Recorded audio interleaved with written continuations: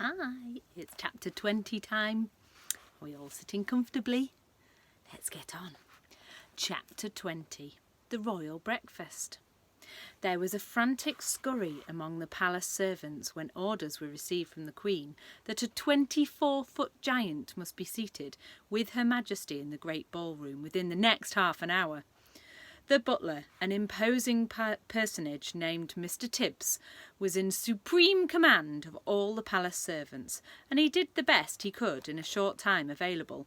A man does not rise to become the Queen's butler unless he is gifted with extraordinary ingenuity, adaptability, versatility, dexterity, cunning, sophistication, discretion, and a host of other talents that neither you nor I possess. Mr. Tibbs had them all. He was in the butler's pantry sipping an early morning glass of light ale when the order reached him. In a split second he had made the following calculations in his head. If a normal 6-foot man requires a 3-foot-high table to eat off, a 24-foot giant will require a 12-foot-high table. And if a 6-foot man requires a chair with a 2-foot-high seat, a 24-foot giant will require a chair with an 8-foot-high seat. Everything, Mr. Tibbs told himself, must be multiplied by 4. 2 breakfasts, eggs, must become 8. 4 rashers of bacon must become 16. 3 rashers of toast, 3 pieces of toast must become 12, and so on. These calculations about food were immediately passed on to Monsieur Papillon, the royal chef. Mr. Tibbs skimmed into the ballroom. Butlers don't walk, they skim over the ground, followed by a whole army of footmen. The footmen all wore knee breeches, and every one of them displayed beautifully rounded calves and ankles. There is no way you can become a royal footman unless you have well-turned ankle. It is the first thing they look at when you are interviewed. "Push the grand piano into the centre of the room," Mr. Tibbs whispered. Butlers never raised their voices above the softest whisper. 4 footmen moved the piano. "Now, fetch a large chest of drawers and put it on top of the piano," Mr. Tibbs whispered. 3 other footmen fetched a very fine Chippendale mahogany chest of drawers and placed it on top of the piano. "That will be his chair," Mr. Tibbs whispered. "It is exactly 8 feet off the ground. Now we shall make a table upon which this gentleman may eat his breakfast in comfort. Fetch me 4 very tall grandfather clocks. There are plenty of them around the palace. Let each clock be 12 feet high." 16 footmen spread out around the palace to find the clocks. They were not easy to carry and required 4 footmen to each one. "Place the 4 clocks in a rectangle 8 feet by 4 alongside the grand piano," Mr. Tibbs whispered. The footmen did so. "Now fetch me the young prince's ping-pong table," Mr. Tibbs whispered. I'll just show you that, look. There are the footmen carrying the grandfather clock. Doesn't look an easy job, does it? The ping-pong table was carried in. "Unscrew its legs and take them away," Mr. Tibbs whispered. This was done. "Now, place the ping-pong table on top of the 4 grandfather clocks," Mr. Tibbs whispered. To manage this, the footmen had to stand on step-ladders. Mr. Tibbs stood back to survey the new furniture. "None of it is in the classic style," he whispered, "but it will have to do." He gave orders that a damask tablecloth should be draped over the ping-pong table, and in the end it looked really quite elegant after all. At this point Mr. Tibbs was seen to hesitate. The footmen all stared at him aghast. Butlers never hesitate, not even when they are faced with the most impossible problems. It is their job to be totally decisive at all times. "Knives and forks and spoons," Mr. Tibbs was heard to mutter. "Our cutlery will be like little pins in his hands." But Mr. Tibbs didn't hesitate for long. "Tell the head gardener," he whispered, "that I require immediately a brand new, unused garden fork and also a spade. And for a knife we shall use the great sword hanging on the wall in the morning room. But clean the sword well first. It was last used to cut off the head of King Charles I, and may still be a little dried blood on the blade." Don't fancy that, do you? No. When all this had been accomplished, Mr. Tibbs stood near the centre of the ballroom, casting his expert butler's eye over the scene. Had he forgotten anything? He certainly had. What about a coffee cup for the large gentleman? "Fetch me," he whispered, "the biggest jug you can find in the kitchen." A splendid 1-gallon porcelain water jug was brought in and placed on the giant's table beside the garden fork, and the garden spade and the great sword. So much for the giant. Mr. Tibbs then had the footman move a small, delicate table and 2 chairs alongside the giant's table. This was for the Queen and Sophie. The fact that the giant's table and chair towered far above the smaller table simply could not be helped. All these arrangements were only just completed when the Queen, now fully dressed in a trim skirt and a cashmere cardigan, entered the ballroom holding Sophie by the hand. A pretty blue dress that had once belonged to one of the princesses had been found for Sophie, and to make her look prettier still, the Queen had picked up a superb sapphire brooch from her dressing table and had pinned it on the left side of Sophie's chest. The big friendly giant followed behind them, but he had an awful job getting through the door. He had to squeeze himself through on his hands and knees, with 2 footmen pushing him from behind and 2 pulling him from the front. But he got through in the end. He had removed his black cloak and got rid of his trumpet, and was now wearing his ordinary simple clothes. As he walked across the ballroom, he had to stoop quite low to avoid hitting the ceiling. Because of this, he failed to notice an enormous crystal chandelier. Crash! Went his head right into the chandelier. A shower of glass fell upon the poor BFG. "Gunghamers and bogswinkles!" he cried. "What was that?" "It was Louis XV, the Queen said, looking slightly put out. "He's never been in a house before," Sophie said. Mr. Tibbs scowled. He directed 4 footmen to clear up the mess. Then, with a disdainful little wave of his hand, he indicated to the giant that he should seat himself on the top of the chest of drawers, on top of the grand piano. There's the BFG. And he's just walked into that chandelier. There's pieces everywhere, look, falling all the way down. And there's the Queen and Sophie following behind him.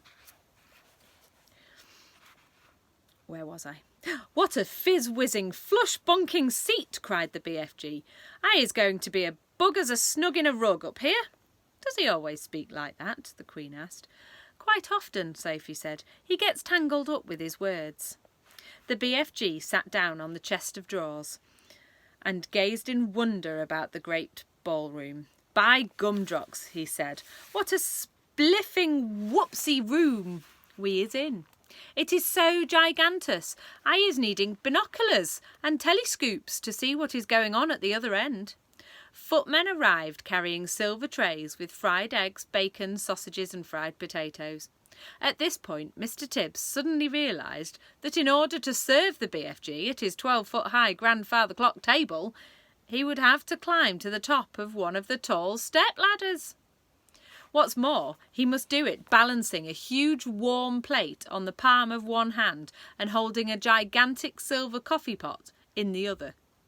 A normal man would have flinched at the thought of it, but good butlers never flinch. Up he went, up and up and up, while the Queen and Sophie watched him with great interest. It is possible they were both secretly hoping he would lose his balance and go crashing to the floor. But good butlers never crash. At the top of the ladder, Mr. Tibbs, balancing like an acrobat, poured the BFG's coffee and placed the enormous plate before him. On the plate... let's wait a minute and we'll just have a look at this picture before I turn the page. There's the BFG, sat on his chest of drawers and his grand piano. And you can see his table's got the grandfather clocks and the butler going up that step ladder, ready to serve his food. On the plate there were 8 eggs, 12 sausages, 16 rashers of bacon and a heap of fried potatoes. "What is this, please, your Majesty?" the BFG asked, peering down at the Queen. "He has never eaten anything except snozcumbers before in his life," Sophie explained. "They taste revolting." "They don't seem to have stunted his growth," the Queen said. The BFG grabbed the garden spade and scooped up all the eggs, sausages, bacon and potatoes in one go and shovelled them into his enormous mouth. Ow! By goggles, he cried, this stuff is making snozcumbers taste like swatchwallop. The Queen glanced up, frowning. Mr. Tibbs looked down at his toes and his lips moved in silent prayer. That was only one titchy little bite, the BFG said. Is you having any more of this delunctious grubble in your cupboard, Magister? Tibbs, the Queen said, showing true regal hospitality, fetch the gentleman another dozen fried eggs and a dozen sausages. Mr. Tibbs swam out of the room muttering unspeakable words to himself and wiping his brow with a white handkerchief. The BFG lifted the huge jug and took a swallow. Ouch! He cried, blowing a mouthful across the ballroom. Please, what is this horrible swig pill I is drinking, Magister? It's coffee, the Queen told him, freshly roasted. It's filthsome, the BFG cried out. Where is the frobscottle? The what? The Queen asked. Delumptious fizzy frobscottle, the BFG answered. Everyone must be drinking frobscottle with breakfast, Magister. Then we can all be whiz-popping happily together afterwards. What does he mean? The Queen said, frowning at Sophie. What is whiz-popping? Sophie kept a very straight face. BFG, she said, there is no frobscottle here and whiz-popping is strictly forbidden. What? Cried the BFG. No frobscottle, no whiz-popping, no glumptious music, no boom, boom, boom. Absolutely not, Sophie told him firmly. If he wants to sing, please don't stop him, the Queen said. He doesn't want to sing, the Sophie said. He said he wants to make music, the Queen went on. Shall I send for a violin? No, Your Majesty, Sophie said. He's only joking. A sly little smile crossed the BFG's face. Listen, he said, peering down at Sophie. If they isn't having any frobscottle here in the palace, I can still go whiz-popping perfectly well without it, if I is trying hard enough. No, cried Sophie, don't. You're not to. I beg you. Music is very good for the digestion, the Queen said. When I'm up in Scotland, they play the bagpipes outside the window while I'm eating. Do play something. Aye, has Her Majesty's permission, cried the BFG. And all at once he let fly with a whiz-popper that sounded as though a bomb had exploded in the room. The Queen jumped. Whoopee! Shouted the BFG. That is better than the baggle pipes, is it not, Magister? It took the Queen a few seconds to get over the shock. I prefer the bagpipes, she said, but she couldn't stop herself smiling. During the next 20 minutes, a whole relay of footmen were kept busy hurrying to and from the kitchen, carrying third helpings and fourth helpings and fifth helpings of fried eggs and sausages for the ravenous and delighted BFG. When the BFG had consumed his 27-second fried egg, his 70-second, fried egg, Mr. Tibbs sidled up to the Queen. He bent low from the waist and whispered in her ear. Chef sends his apology, Your Majesty, and he says he has no more eggs in the kitchen. What's wrong with the hens? The Queen said. Nothing's wrong with the hens, Your Majesty, Mr. Tibbs whispered. Then tell them to lay more, the Queen said. She looked up at the BFG. Have some toast and marmalade while you're waiting, she said to him.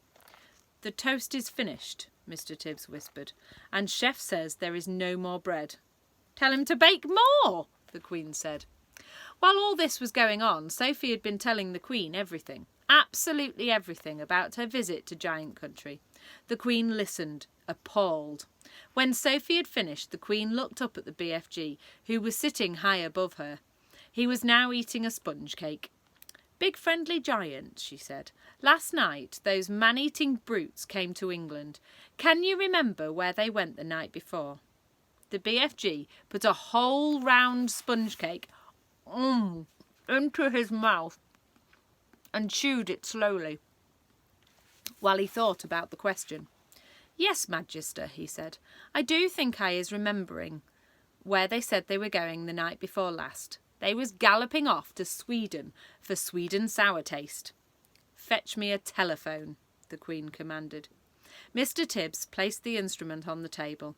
The Queen lifted the receiver.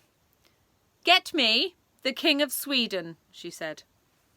"Good morning," the Queen said. "Is everything all right in Sweden?" "Everything is terrible," the King of Sweden answered. "There is a panic in the capital. 2 nights ago, 26 of my loyal subjects disappeared. My whole country is in a panic." "Your 26 loyal subjects were all eaten by giants," the Queen said. "Apparently they like the taste of Swedes." "Why do they like the taste of Swedes?" the King asked. "Because the Swedes of Sweden have a taste of sweet and sour, so the BFG says," the Queen said. "I don't know what you're talking about," the King said, growing testy. "It's hardly a joking matter when one's loyal subjects are being eaten like popcorn." "They've eaten mine as well," the Queen said. "Who's they, for heaven's sake?" the King asked. "Giants," the Queen said. "Look here," the King said. "Are you feeling all right?" "It's been a rough morning," the Queen said. "First I had a horrid nightmare, then the maid dropped my breakfast, and now I've got a giant on the piano." "You need a doctor, quick!" cried the King. "I'll be all right," the Queen said. "I must go now. Thanks for your help." She replaced the receiver. "Your BFG is right," the Queen said to Sophie. "Those 9 man-eating brutes did go to Sweden." "It's horrible," Sophie said. "Please stop them, Your Majesty." "I'd like to make one more check before I call out the troops," the Queen said. Once more she looked up at the BFG. He was eating doughnuts now, popping them into his mouth about 10 at a time like peas. "Think hard, BFG," she said. "Where did those horrid giants say they were galloping off to 3 nights ago?" The BFG thought long and hard. "Oh," he cried at last. "Yes, I is remembering." "Where?" asked the Queen. "One was off to Baghdad," the BFG said. "As they is galloping past my cave, Fleshlumpeter is waving his arms and shouting at me, 'I is off to Baghdad, and I is going to Baghdad, and Mum, and every one of their 10 children as well.'" Once more the Queen lifted the receiver. "Get me the Lord Mayor of Baghdad," she said. "If they don't have a Lord Mayor, get me the next best thing." In 5 seconds a voice was on the line. "Here is the Sultan of Baghdad speaking," the voice said. "Listen, Sultan," the Queen said. "Did anything unpleasant happen in your city 3 nights ago?" "Every night unpleasant things are happening in Baghdad," the Sultan said. "We are chopping off people's heads like you are chopping parsley." "I've never chopped parsley in my life," the Queen said. "I want to know if anyone has disappeared recently in Baghdad." "Only my uncle," the Sultan said. "He disappeared from his bed 3 nights ago, together with his wife and 10 children. "There you is," cried the BFG, whose wonderful ears enabled him to hear what the Sultan was saying to the Queen on the telephone. "Fleshlumpeter did that one. He went off to Baghdad, and Mum and all their little kiddies." The Queen replaced the receiver. "That proves it," she said, looking up at the BFG. "Your story is apparently quite true. Summon the head of the army and the head of the Air Force immediately." Good plan, don't you think? Right, that's the end of the chapter. Watch out for the next one. See you later.